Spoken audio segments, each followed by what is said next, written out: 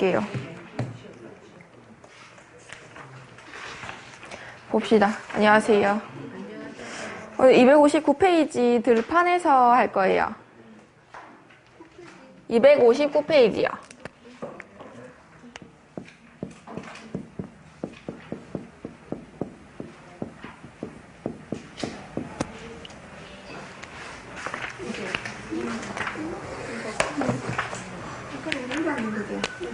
네네.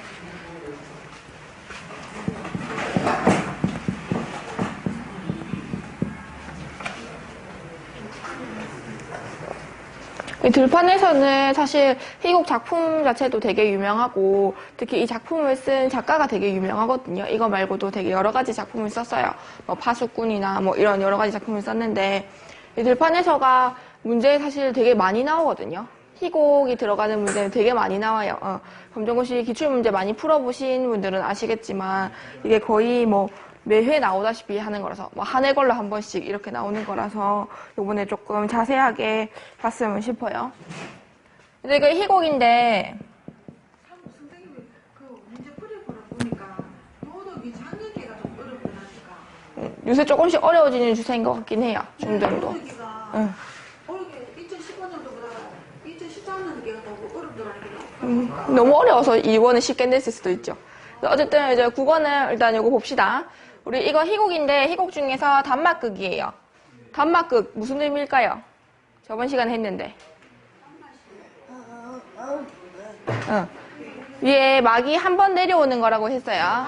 막이 한 번 내려오는 거. 그래서 단막극인데 그래서 짧다는 거겠죠. 길이가 전체적인 길이가 짧고 그리고 나서 이제 이 소설의 특징 중에 하나는 이 소설이 상징적이라는 거예요. 그리고 우의적이고 교훈적이에요. 우의라는 건 뭐예요? 우의, 우의적. 돌려서 다른 뜻이 있다는 거예요. 돌려서 말하기. 그래서 여기서 나오는 건 이제 다분히 이제 뭐 다른 우리에게 직접적으로 할 말이 있는데 그거를 직접적으로 하지 않고 다른 거에 빗대서 돌려서 얘기하는 걸 말해요. 그래서 이런 특징들이 있고 일단 이 희곡의 제일 큰 사건, 제일 큰 갈등은 형제 간의 갈등이에요.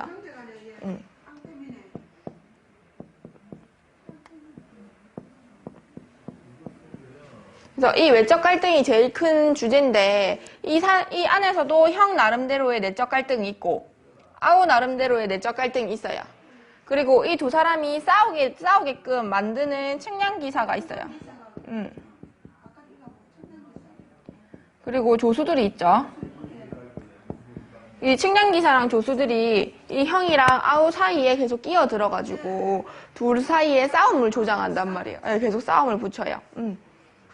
그래서 이거를 앞에서부터 보면 일단 형과 아우 둘의 사이가 굉장히 좋거든요. 되게 우애가 좋은데, 아버지가 뭐 부모님이 돌아가시면서 이제 들판을 형제가 가지게 돼요.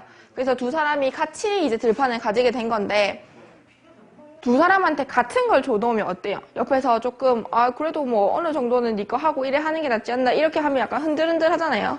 그래서 그렇게 계속 이간질을 한 게 이 사람들이에요. 그래서 일단 들판이 이렇게 있죠. 그럼 원래 여기에 그냥 이제 집이 있어요.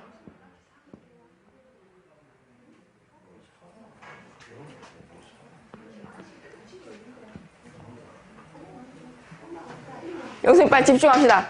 형이랑 아우랑 이렇게 들판에 우애 좋게 살고 있었는데 그래서 여기서 측량기사랑 조수들이 와서 처음에 뭐라고 해요? 처음에 첫 부분이 여기 없죠. 앞부분 줄거리가 짧게 있죠. 근데 여기에 처음에 와가지고 측량기사랑 조수들이 와서 저희가 지금 측량하는 거를 실습을 하고 있는데 조수들을 이제 가르치려고 측량하는 방법을 실습을 하고 있는데 여기가 땅이 되게 넓고 좋아 보여서 여기서 측량하는 걸 실습을 해도 될까요? 이렇게 물어본단 말이에요. 그래서 형이랑 아우가 그냥 아무 생각 없이 알겠습니다. 여기서 실습하세요. 이렇게 했어요. 그래서 조수랑 측량기사랑 해서 이 가운데 집을 안에 넣고 가운데쯤 해갖고 이제 측량을 해요. 여기서 이렇게 멀리 이렇게 점점점 이렇게 줄을 친단 말이에요. 여기에. 그래서 이제 둘 사람 사이에서 처음으로 이제 네 거 내 걸 나누는 선이 생겼어요. 그래서 이때 선은 그냥 뛰어서 넘을 수 있는 선이었어요. 다른 뭐 소나 뭐 이런 것도 다 지나갈 수 있는 선이었고 별로 중요한 선이 아니었는데 이 선을 보고 이제 측량기사랑 뭐 조수가 뭐 형네 땅이 조금 더 넓은 것 같네요. 조금 더 기름진 것 같네요. 좀 더 좋은 것 같네요. 여기는 뭐 다른 뭐 양이나 젖소 같은 것도 있고 뭐 더 좋은 땅인 것 같네요. 이렇게 계속 얘기를 해요. 그래서 형이랑 아우가 조금씩 이제 이 땅 문제에 신경을 쓰기 시작한단 말이에요. 내가 조금 덜 가진 것 같고 동생이 자기 걸 가져가는 것 같고 형이 내 걸 가져간 것 같고 이런 기분을 느낀단 말이에요.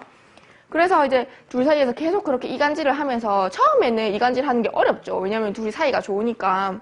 근데 이게 점점 이간질이 심해지면서 맞죠? 그러면서 이제 조금 더 튼튼한 거 조금 울타리 같은 것도 세우고 못 넘어가게 하기 위해서 이제 울타리로 바뀌어요 이게. 그래서 뭐 다른 동물들이 못 넘어가게끔 이렇게 했다가 나중에 결국은 어때요? 여기에 벽을 세워요. 이런 벽을 세운단 말이에요. 그래서 더 이상 둘이 서로를 볼 수 없게 돼요. 볼 수 없게 되는데 측량기사랑 조수는 이 벽을 넘어가지고 여기 왔다 갔다 하면서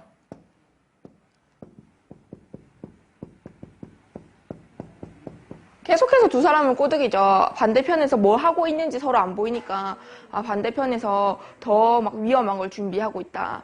더 막 자기 땅을 가지려고 애쓰고 있다. 더 이렇게 하려고 하고 있다. 그래서 계속 이렇게 하니까 둘이 서로 안 보이니까 점점 의심을 하는 거예요. 그래서 형 쪽에서는 이 벽을 넘어서 볼 수 있는 전망대를 세워요. 그래서 이 위에 이제 큰 빛이 이렇게 있는 거예요. 근데 아까 여기서 보면 이제 아우 쪽에서 그게 나오죠? 근데 형이 이렇게 불을 켜고 아우를 바라보니까 아우가 뭐라 그래요? 아예 앞이 안 보이잖아요. 맞죠? 너무 앞에서 불을 이렇게 하면 하나도 안 보이잖아요. 그래서 자기가 안 보이는데 왜 넘어오려고 하냐. 무슨 속셈이 있는 거 아니냐라고 얘기를 하면서 이 측량기사가 두 사람한테 각각 총을 팔았잖아요. 맞죠? 그래서 아우한테 팔았던 총을 이렇게 허공에 막 쏘면서 넘어오지 말라고, 넘어오면 쏠 거라고 이렇게 얘기를 해요. 그래서 그 부분이 여기서 어디였어요? 절정 부분이었죠. 우리 저번에 희곡 5단 구성 했었죠? 어떻게 생겼어요? 시작할 때 발단, 전개, 절정, 하강,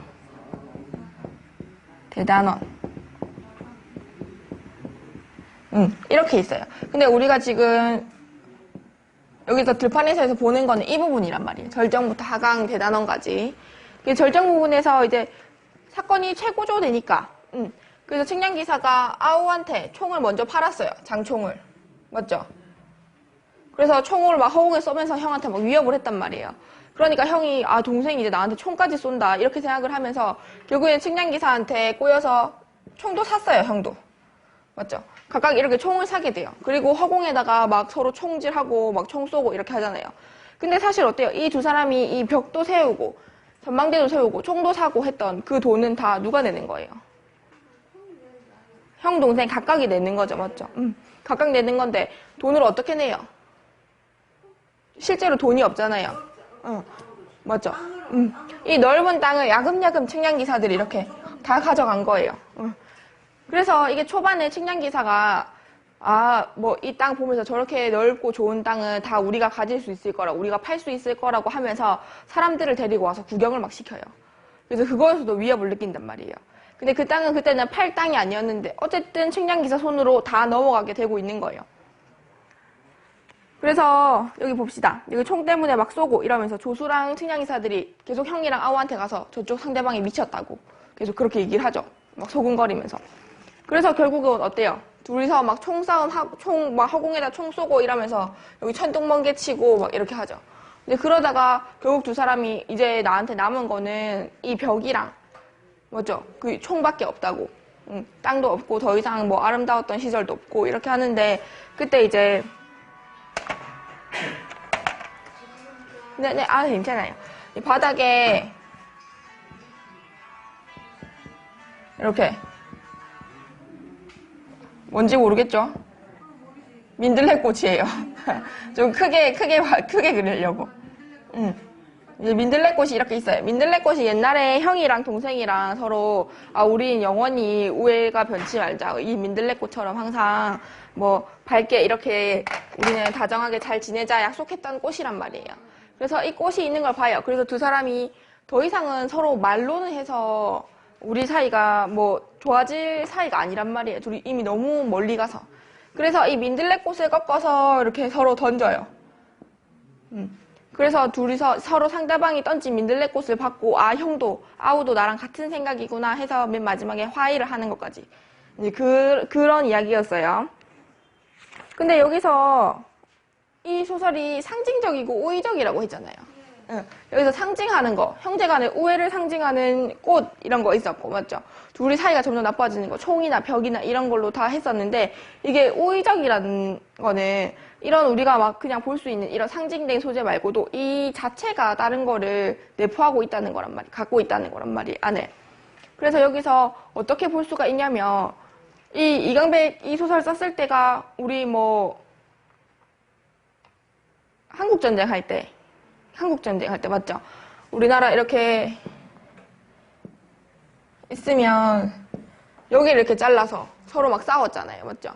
그래서 이 싸움을 처음에 만들었던 게 위쪽에서는 이제 중국이랑 러시아.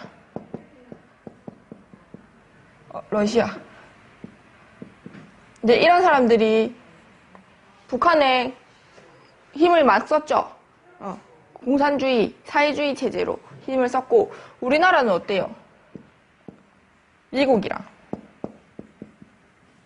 기타 민주주의 국가들 맞죠?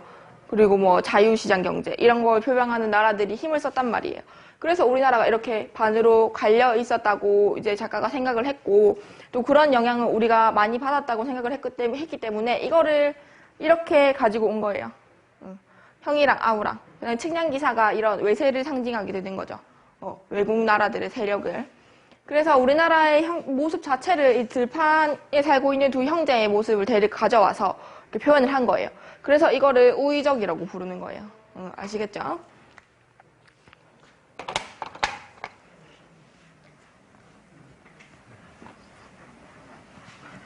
들판에서 이거 보면서 어려운 부분이 있었어요? 별로 어렵진 않았어요?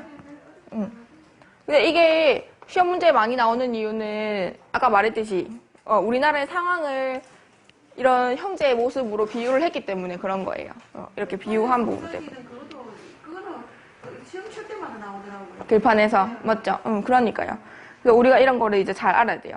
이 희곡의 특징 중에 하나가 이제 상징적인 대사들이랑 되게 압축된 대사들이에요. 그러니까 대사를 그렇게 길게 안 하고 짧게 하는데 이제 그 안에 이제 다 이제 담아 놓는 거죠. 첫 번째 첫째는 어떤 머리가 아무 때나 쳤다는 거죠. 그래서 어제 내가 계속해 보니까는 계속해 보니까는 이게 조금 이렇게 아실 것 같아요. 아니 첫째는 몰라 어떤 몰랐지. 그럼 이거 일단 좀 자세하게 봅시다. 여기에 사람들이 뭐 보통 여기 나오는 사람들은 거의 다 물질에 눈이 먼 사람들이 많이 나오고 형이랑 아우도 처음엔 안 그랬는데 이제 갈수록 이제 상대방이 자기를 위험한다는 그런 공포감에 빠져서 제정신이 아닌 모습들을 막 보여줘요. 그게 어떻게 표현되는지 볼게요. 이제 처음에 절정 부분 사람들 측량기사의 말이 끝나자마자 서로 앞을 다투며 달려나간다. 그래서 이게 전부 다 측량기사가 사람들을 데려와서 뭐 이 땅을 팔겠다 뭐 이렇게 해서 그렇게 된 거죠. 그럼 측량기사 안녕하십니까? 그런데 울적한 표정이군요 라고 했어요. 아우 표정이 왜 울적할까요? 땅 때문에 그런 게 아니라. 땅 때문에? 땅 때문에 모르겠네. 땅 때문에? 땅 위로 이제 이제 형이 가져가는데 이거 내 왜 그래요? 아우 표정이 왜 우울해요? 땅을 반 노가리 가진 게 아니가 아니잖아. 나눠 가져서? 응. 상윤 씨도 그렇게 생각해요? 그러면요.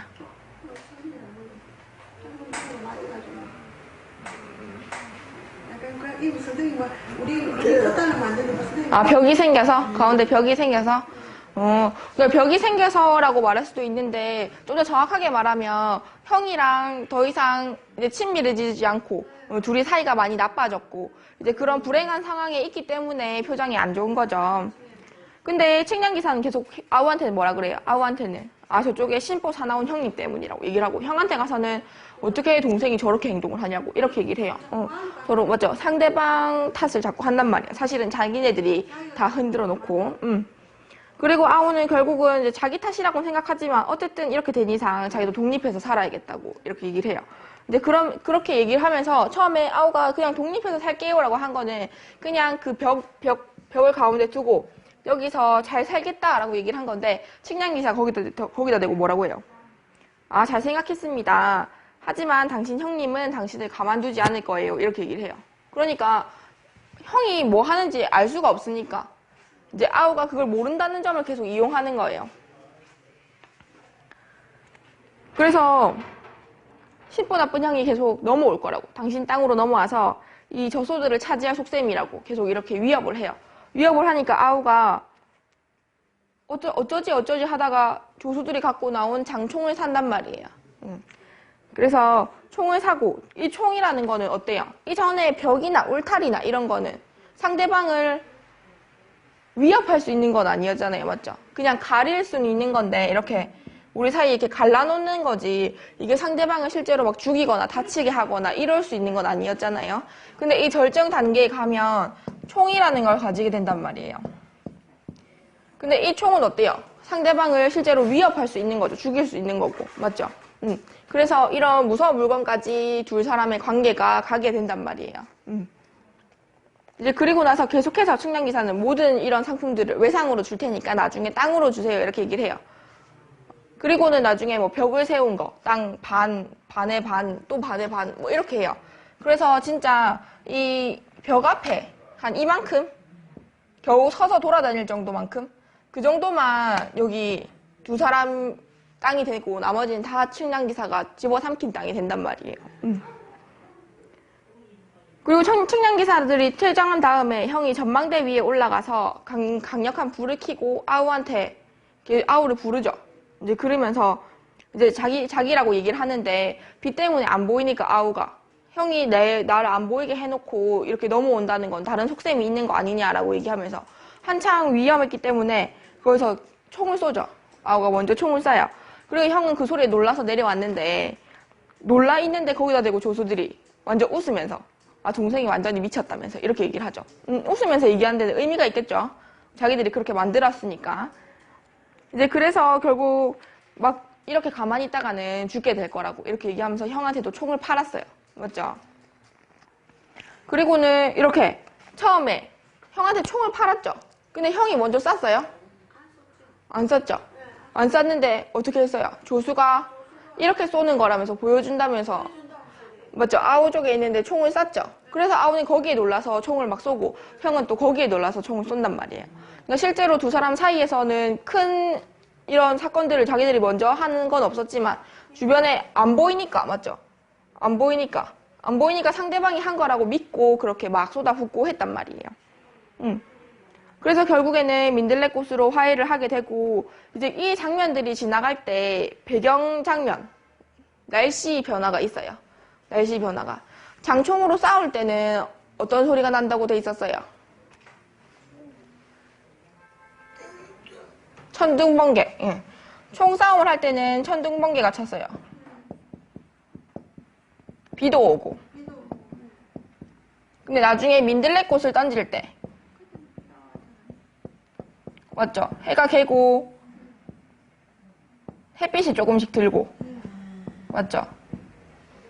조금씩 구름이 걷히고 이런 배경의 변화가 있어요. 그래서 이런 것도 전부 다 두 사람의 지금 심리적 상태와 지금 갈등이 어떻게 되고 있는지를 보여주는 방법들이에요. 그래서 이제 사건의 전개에 따라서 작품 속에서 날씨가 이제 일부러 선택이 된 거예요. 이런 날씨들은 작가가 선택을 한 거예요. 이런 날씨를 통해서 이런 기분인 걸 보여줘야지 이렇게 하고 그래서 배경 우리가 뭐 저번에 했을 때 배경지시문 이런 거 중요하다 했던 것도 이런 것 때문이에요. 그래서 형과 아우는 우리 민족을 뜻하고 뭐 측량기사, 외세 이런 사람들 간의 갈등을 통해서 우리나라의 역사, 우리나라의 지금 상황이 어떤지를 우의적으로 표현을 하고 있는 거죠. 처음에 여기서는 갈등의 소재는 확실히 많이 나왔죠. 처음 두 사람 가르는 거 뭐라고 했어요? 처음 측량할 때 갖고 온 거. 얘기해줘라. 밧줄. 밧줄. 그 다음에 말뚝이라고 해도 돼요. 그 다음 벽 이런 거. 그 다음에 전망대. 그 다음에 총. 이런 게 전부 다 형제 사이의 갈등을 얘기하는 거죠. 갈등을 얘기하는 소재들이고. 그 다음에 두 사람이 화해하는 거는 민들레꽃이죠. 이렇게 대립되는 소재예요. 대립되는 소재 고르는 것도 할 수 있겠죠. 그래서 전체적으로 어렵진 않았지만 시험에 자주 많이 시험에 나올 거리들이 되게 많은 희곡이에요. 그래서 이거를 나중에 뭐 기회가 되시거나 하면 작품을 처음부터 한번 차근차근 읽어보시면 좋을 것 같아요. 이게 희곡은 길이가 조금 있으니까 소설도 그렇고 앞에 뒤에 아무 때나 자르거든요. 근데 사실 이게 뒷부분을 많이 자르긴 하는데 한 번씩 앞부분을 나올 때도 있어요. 이거를 이제 우리 다 읽자면은 몇 달이 돼야 되는데 내 말은 선생님이 이렇게 보고 이제 대충 우리가 이제 좀 많이 들었으니까 시험 문제 나는 거를 다음부터 좀 같이 풀어보시죠. 시험 문제 푸는 거는 지금이 5월이잖아요. 우리 시험 8월에 치잖아요. 근데 지금부터 문제를 계속 풀면 그때까지 어차피 같은 걸 계속 풀게 돼서 소용이 없어요. 그래서 우리가 이거 조금 하고 6월, 7월 뭐 이렇게 여름방학 때 할 때는 우리가 문제를 풀 거예요. 지금은 이걸 조금 하고. 그래서 우리 두 번째 희곡 들판에서 이렇게 끝났습니다.